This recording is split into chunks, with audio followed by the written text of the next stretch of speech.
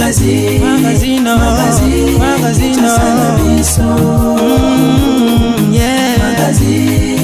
Magazine Kinshasa na biso réalité ya banaki réalité ya banakino Bulukite Buguyoka kaka Kinshasa na biso Kin eleki partout KNB Kinshasa na biso Kin eleki partout Kinshasa eleki partout mikolo nezabino pardon Jima sala yolo raté ya on a bien yo Jima Mukende Oumela KNB Kin eleki partout rien à dire toi na terre envier parce que Kin eleki partout et losako liboso ambongo mosanto azate Céline Don Kardasha isongolo bisous bye bana Kin ke bana jako zappé so kuta nango KNB Telema qui chasse l'équipe partout Jimmy Mukendi Oumela KNB ko zappé te so kuta nango check ovandi Mbote Bakino Nathalie vraiment nécessairement makasi à représenter bino édition ya mokolo ya lelo mardi 16 juillet 2019.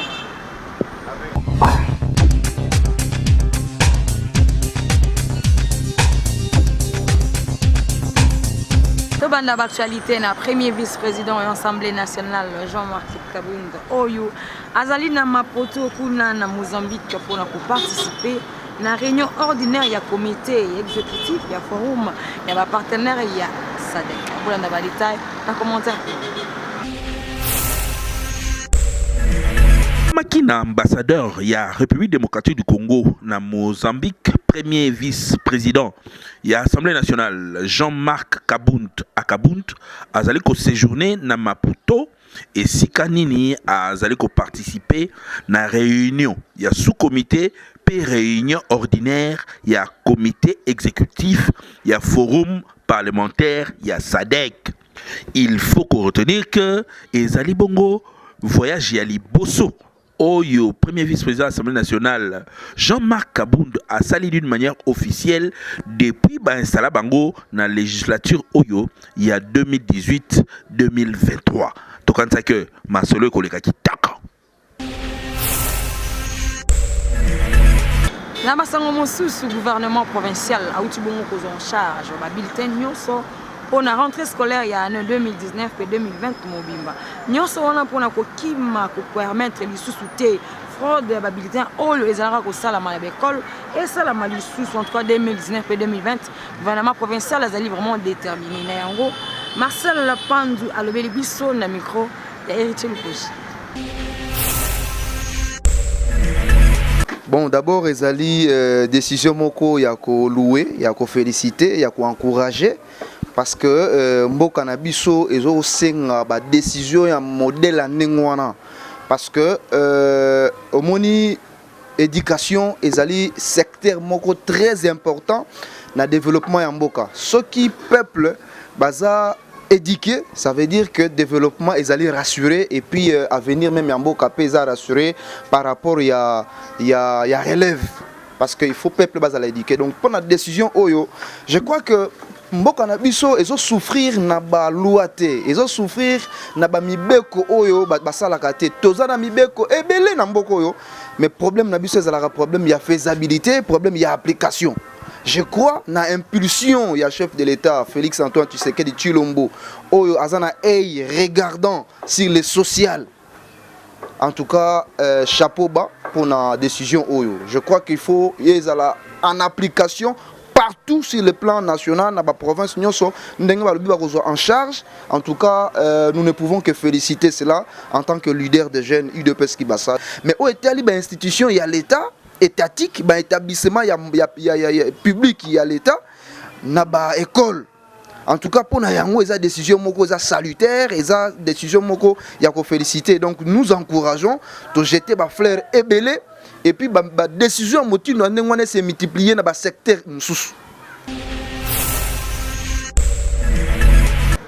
Pour l'exclusion, il y a AFDC et puis au sein il y a FCC.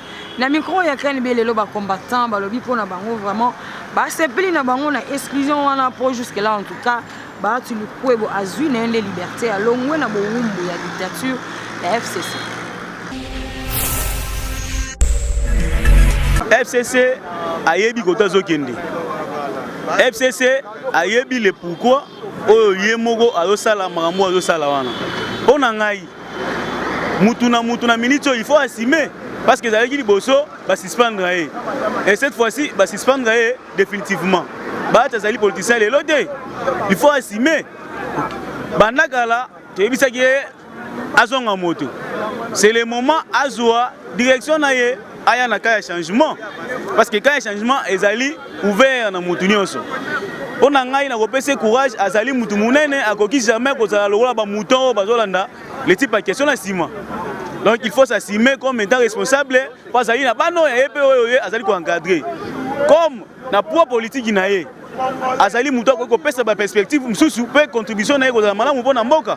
Donc pona ngai na sepeli na décision wana na luango makasi na sepeli na bandeko ya FCC ndenge ba exclure le professeur Bahati Lukwebo parce que pour le professeur Bahati Lukwebo azana makila moko na FCC alingi kosunga le peuple d'abord azana idée que population a se retrouver mais FCC likita batoyo batala makambo ete mboka échoué yanga tango bango ba exclure ndeko Bahati Lukwebo ngana beti maboko na bi ke professeur amitene sika na ye talaka FCC autorité morale na Bahati Lukwebo ezo simbate ngelo kola zaidi ya professeur amichane sika na ye asunga peuple congolais en tout cas biso ba combattant te beti maboko to sepela ki makasi.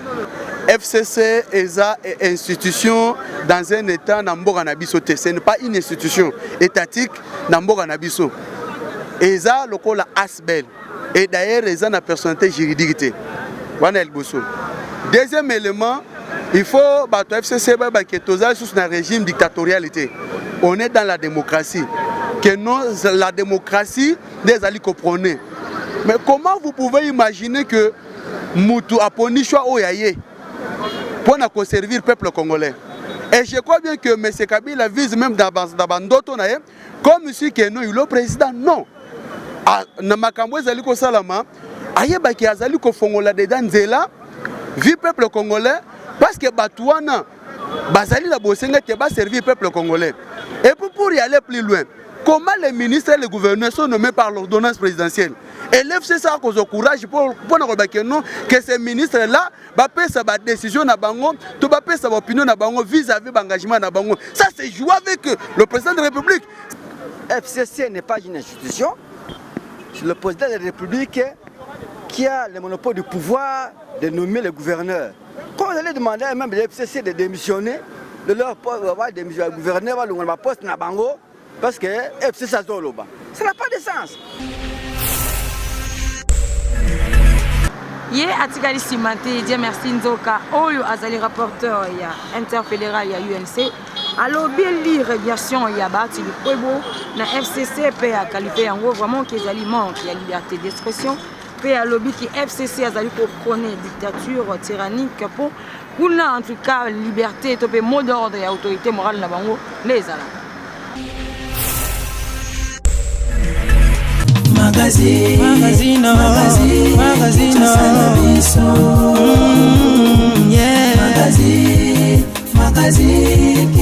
Tozali plateforme où toujours prenez toujours démocratie, tu prendras toujours liberté d'expression d'opinion. Où ils allaient contraire à la FCC où Bango Bazo prenait plus dictature, mais surtout plus tyrannie et puis népotisme. Alors, Ndeko Bahati, en tout cas, acte a été proposé pour la FCC. On a la décision courageuse. Pour la toujours pour la population, la population est témoin. La population se rendre compte que Bisso Cash et puis INC, tous les plateformes toujours prôner démocratie, tous les plateformes prôner liberté d'expression, liberté d'opinion. On est Félix. C'est ce que tu l'ombo a compris depuis que le pouvoir qu'il prenait état de droit. Alors, moi je pense que ce qui n'a pas sur l'aspect socio-politique, il y a surtout la politique est très dynamique. Dynamicité dans le monde à travers d'effectuer salam à niveau à SCC. pour nous, ça ne nous arrange pas vraiment assez, mais nous sommes en train de constater et puis nous sommes en train de porter notre regret. Mais surtout, qu'on peut s'appeler conseil de l'FCC, c'est qu'il faut que tout ça dans l'époque moderne, il faut ça la politique moderne, non politique traditionnelle, bien classique. Où ils ont dit qu'il y a un mot d'ordre des chefs, il y a un mot des priorités. Il faut aussi qu'on ait capé de la opinion différente, des opinions porter un plus pour un changement, pour l'évolution de la plateforme. Secrétaire général, il y a eu de peste Augustin Kabouya, qui t'a dit mon collègue dimanche pour na salongo na eu de peste ouest pour na kosola na base pour na kotala lolenge nini ensemble pour concevoir pouvoir au sommet de l'État au-delà il y a échéance il y a électorale il y a 2023.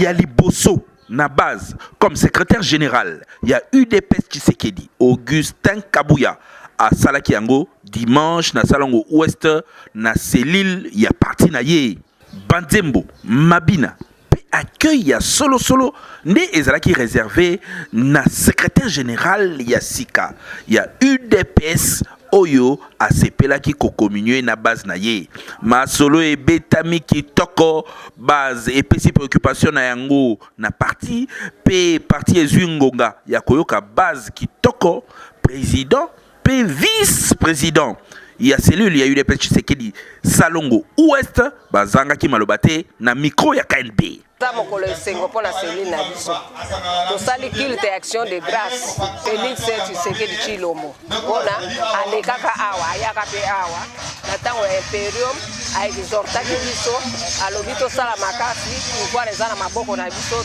tobose fort mpona tozwa pouvoir tozwi yango a partir ya wana na makanisi na biso na esengo toza nango tolobi tokotika yango boye te tolekisa yango boye te il faut tosepela tosepeli lisusu bien ndenge tozali kosepela basusi nyonso tozalaki nango tembenien tozwiki mokonzi nakanisi yango nomoni lelo tosali kilte ta mokolo esengo mpona Céline na biso tosali kilte action de grâce Félix Tshisekedi Tshilombo mpona alekaka awa ayaka mpe awa na ntango ya imperium aexhortaki biso alobi tosala makasi pouvoir eza na maboko na biso tobose fort mpona tozwa pouvoir tozwi yango a partir ya wana na makanisi na biso na esengo toza nango tolobi tokotika yango boye te tolekisa yango boye te il faut tosepela tosepeli lisusu bien ndenge tozali kosepela basusi nyonso tozalaki nango tembenien tozwiki mokonzi nakanisi yango nomoni lelo tosali kilte wana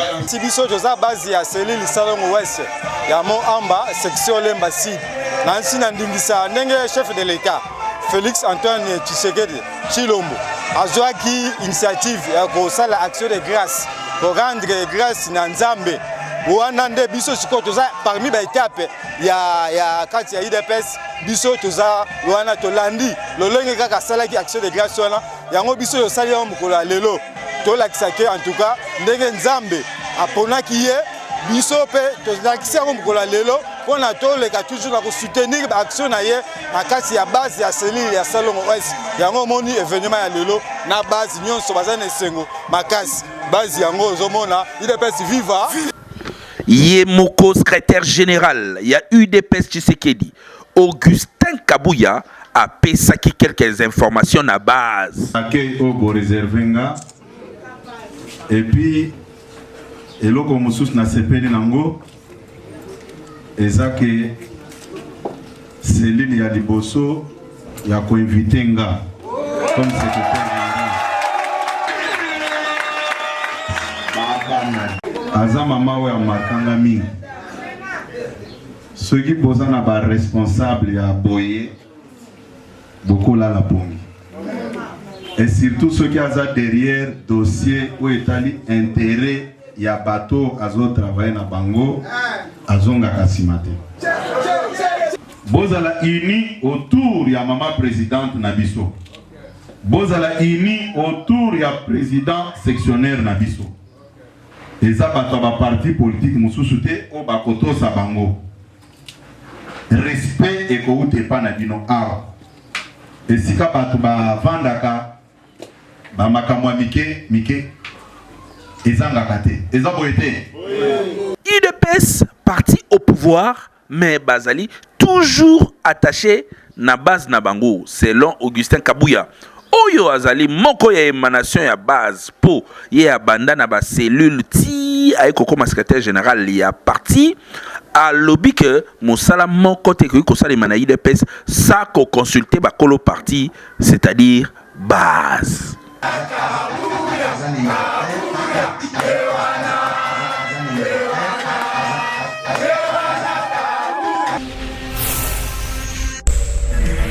Le 17 juillet, le monde entier célèbre la journée mondiale de la justice internationale. Oyo, et la statut de la Cour pénale internationale adoptée à Rome depuis le 17 juillet 1998 pour combattre l'impunité. Et en Golelo, na micro, il y a héritier le Koji, maître Séraphin Oumba à l'Obélian. Pour nini te biso pe ba Congolais to commémorer journée wana te. Et c'est ngali kaka to commémorer yango parce que la justice élève la nation. Même dans la Bible, la justice n'est pas mboka. Ce que justice est zate, il pas imogote. Donc, pour célébrer il faut célébrer en fast, mais avec le mécanisme oyo que justice n'a pas lelo, eza milelo na milelo. Tozo kende wapi na justice oyo. Tomi tout na pesa tozo kende wapi. Yango na na muke oto ki ozala nango, ba texte na biso eza ebele. Ya malamu kutu. Ce que tangi ba texte na biso tozana ba livre na ba livre. Mais application attaque ko application na bato oyo ya motema ya ndenge nini. Na bato oyo mbango moko justice na motema na bango ezali to ezali te. Ce que justice eza na ndako ya mutu oyo to bengi motema.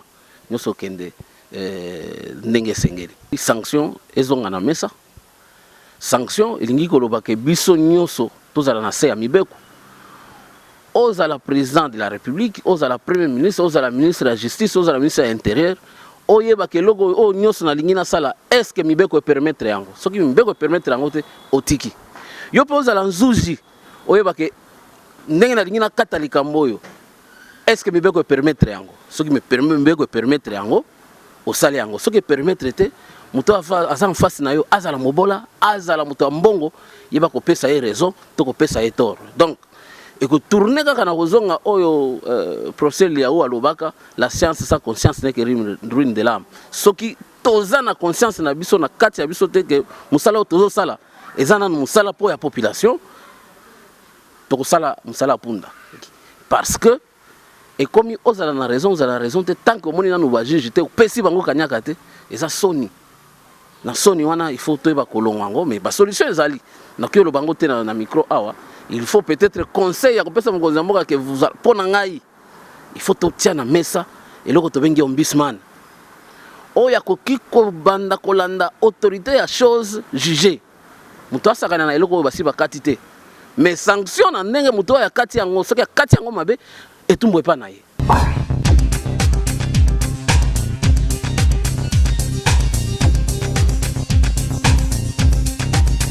Na souci ya kosunga peuple congolais nyonso médecin de bonnes œuvres à Sali mutuelle de santé na abonnement kaka ya $5 ya pamba chaque fin de mois aux santé na yo kitoko pe obateli nzoto.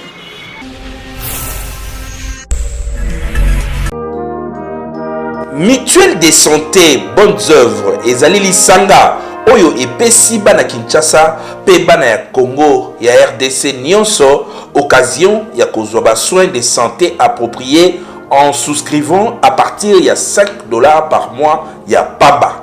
Consultation générale, consultation spécialisée, examen à laboratoire, il y a contrôle, imagerie médicale, service pédiatrique, soins, il y a bana na chirurgie. Pour nous souscrire, ils allaient d'abord gratuitement. Nous tenions à souscrire. D'abord, comme on a une entité, église, ainsi que responsable fidèle, école, ainsi que responsable, enseignant, élève, ainsi que toute personne qui a un métier libéral. On a motard, on a chauffeur, on a receveur, au TKK ils ont ouvert pour la montonyonso pourvu cause à la minorité. Ils allaient na catégorie misato mais catégorie ya liboso où ils ont ouvert na batonyonso ils allaient abonnement ya n'est-ce pas il y a $60 par an. Donc aux en a droit il y a consultation et à la consultation pas une généraliste et pas il y a spécialiste et dentiste ou nyonso maladie représentée bakomona yo aux en a droit il y a premier soin et puis aux en a droit il y a conseil ça d'examen nyonso pour le kosala. En souscrivant à partir il y a $5 il y a pamba par mois au Biki si libota na yo ou éviter ba dépenses improvisées paie aux 8 contrats il y a ba soins il y a qualité. Pour na ba information nyonso les cas na siège ya mutuelle de santé bonnes œuvres na numéro 12 avenue ACP quartier sans fil soki okiti na entrée à Petro Congo aux 8 juste droite na yo première avenue ACP et sikanini okotuna Joa Medical Center topé au Bengi na 097 77 26 599 09 98 58 25 69. Okozwa fiche d'adhésion na yo ya mutuelle pose ba soin yo na libota na yo mobimba. Mutuelle de santé bonnes œuvres talandenge mabota na biso ebiki.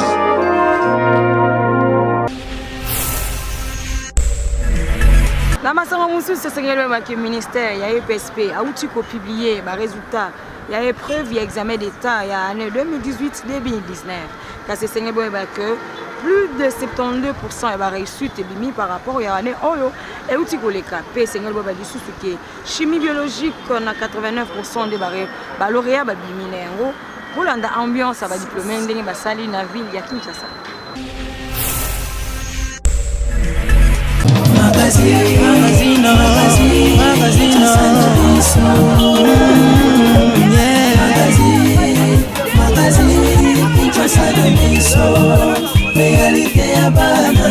Réalité ya bana ki réalité ya bana kino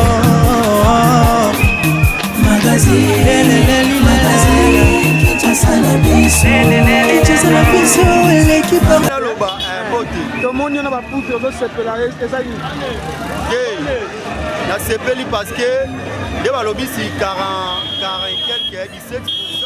nasepeli mpona président Félix parce que mpona bana bazala mayele boye nde ezalaka mais non kosopaka bana ebele mpona bazwaka wana eza bien te antuka nasepeli na président Félix.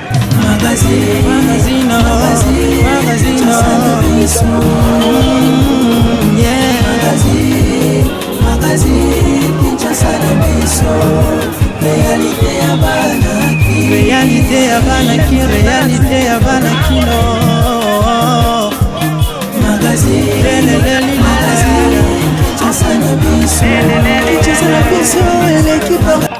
bon comme on a Samuel Kitumbo natanga en école à tenir de la Gombe na Gombe IG1 na 71% option à philo. Bon, vous avez combien de réussites? Vous avez 99 élèves dans littéraire. Mais vous avez combien de réussites? Mais c'est que c'est réussi que c'est aussi. Vous avez 73, 67 donc.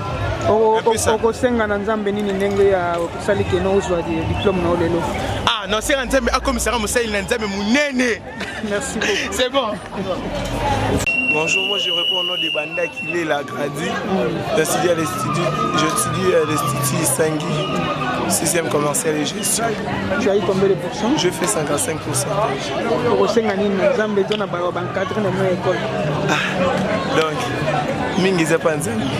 Malgré tout l'effort personnel, elle est qui met plus d'efforts, elle est Panzani. On a enseigné merci. Oh, nous sommes salis pour nous sommes qui merci beaucoup. De rien. Nalobaki ano na boy moluma kolela la ngi ba collation. Na kene ko ba examen na samedi. Petit sœur na balisa ki lelo pe asu di pe ma beti 61 za joie makasi va mandenge na senga ki nzambe na ngai akokisa ngo na komisa ka nyo santengi matondo et pas nzamba zo luku. Merci beaucoup.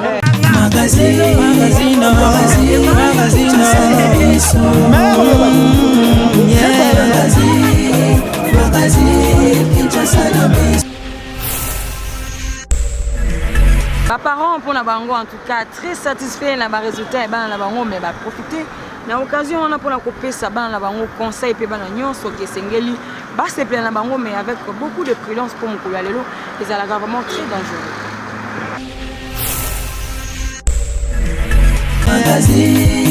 Magazine Kinshasa na biso réalité ya banaki réalité ya est-ce que ceux qui m'ont vu examen d'état ils allaient pour na moto ezali liwa malamu asepela kobondela nzambe po nzambe apese makasi na mayele ya kozwa pe examen oyo ya salaki classe yango mais soki soki ya komi kokende na moto eza mpona kokufa eza mpona kobika te wana eza bie te eza mabe conseil eza ke botambola na mioto te malamu otambola makolo bokeba mpo moto ezali liwa eza libende eyebaka motu te que oyo aza mona classe oyo aza mona classe te du fait que bazosepela mingi 3-4 personnes na moto moko ezocrée baaccident bambouteillage esengeli te komataka na moto te okosepela na ndako na famille bosepeli bomeli oyo emona ya mokie ekomata na moto eza bon te tosi tomona bafoi passé bamoto mingi bacrée baaccident bamingi bakufa bapende bafamille na bango basepela dans le calme en famille batika komata bamoto bamituka parce que baaccident oyo osalama voir même kala mintawa bana basala accident moko so abuka lokolo likolo sepela bazala calme so bamela moi je na bango mais en famille to quelque part bafani conseil na kopesa bango yango wana résultat ebimi vraiment 5 sur 5 mais eloko oyo nazosenga na bana basepela na ndenge moko ya kimia nde bazomata bamoto bazosikima mbangu basa batapage wana eza mabe ozomona baparent badepense trop na examen d'état bon lolenge bazosepela wana bakozwa coup accident na moto baparent babisesu bambongo esa malamu te yango nasengi na bana nyonso bosepela na kimia en tout cas na sepeli makasi boke na ba église bokumisa banzambe ezata ke boke na ba bar ba tapage masanga non eza bongo te. En tout cas vraiment la félicité non premièrement mon candidat biso Félix Tshisekedi na occasion o esalami po eza première résultat o ebimi ekutiye mon candidat biso pe ya liboso. En tout cas vraiment la sepeli po bana bazui ebele ba réussite vraiment ezwami penza donc ba parents ba sepeli ba mbongo ke ya pambaté donc vraiment to sepeli vraiment.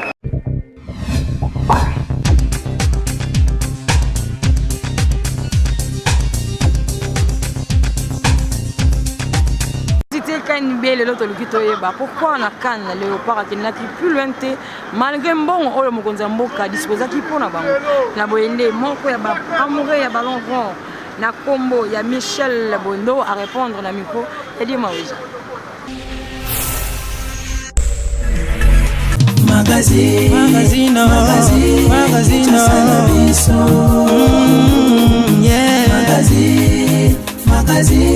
Kinshasa na biso réalité ya bana personnellement mokonzi mboka na ko féliciter mokonzi mboka parce que pour la première fois tout le monde a que ba conditions c'est que réuni pour la préparation nationale donc mbongo bima avant makambo surtout en tout cas mokonzi mboka losako umela bana kongo batie motema pa na yo de façon que mboka kena liboso alors félicitations pour ça mokonzi mboka mi balé félicitations à l'équipe nationale ba petit ba bête na bango bien mais c'est dire que nkiche zaki mokie vous comprenez il y a un second préparateur équipe ou pour équipe mais so ba kendek wana ba changer maison qui ça nga mokie il y a to longa ki na 8e so ça bloka moto pene bloka moto Congo on va être finale ba changer maison wana mi balé il y a mis ça tout na opesa suggestion na ngai. Comment vous l'expliquez pour les balles tambola, botongi ba maison commune na ba commune ba péta fa beta bal fa pesa $150. Ba osa mongo. Alors faut pas tirer ba tonga ba stade on a té. Donc botongi ba stade na ba commune croyant que ba péta ba tombola balle, bo kangi bango kutu ba beta balle zalité, ba péta ba komi suko ba no beta ba parce que avant beta balle $150. Mon be ko na $150 et utu wapi. Ya do senga gouverneur Ngobila. Ya Ngobila yoga ngai bien. Bon voter budget de sport. Oh bon on pesa frais de fonctionnement na ba gestionnaire ya ba stade municipal wana. Bati ko tungisa ba jeune ba senga ba jeune ba $150 ba osamongo wapi. Fonctionnaire mo asa mo sa ba pesa $50 te. Et bon ba beta bal $150 ba $150 wapi. Bozo augmenter bozo souhaiter football matatu bo football. Mutazo ki des gens na ko foot sa ba $150 pour na beta bale azo ba football congolais. Na kesu na beta CT pour na avenir ya jeunesse ya Congo na lobi boyi na zo sa chef de l'état yemoko elandi na directeur de cabinet na ye eyango pasité tozongisa championnat interscolaire biso tokola na école primaire tonobeta championnat école primaire Saint-Jean-Baptiste tobeta na Don Bosco tobeta na équipe championnat biso école primaire bazongisa championnat il y a école primaire, championnat secondaire, il y a humanité, il y a université communale. Nchila betna matete betna barumbu, barumba betna selembao, kisusa betna bandal. So que ça ni Congo mobimba, au moment de sport de tout, mais au tout moment de nini, babe mesambongo, batonga, terrain municipal na Congo, territoire nyoso tout. Et puis tu as l'école de football dans chaque province. Nous avons un niveau à territoire, surtout école de football dans niveau à chaque province.